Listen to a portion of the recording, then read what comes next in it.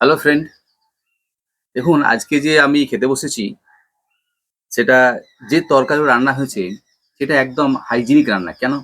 গ্যাসে নয়, উনুনে রান্না হয়েছে। একদম বাঙালিদের যে প্রিয় উনুন, মাটির উনুন, যেটা জ্বালানি দিয়ে মনে করুন পাতা, খড়, পাটকাঠি, কাঠ এইগুলো দিয়ে করা হয়।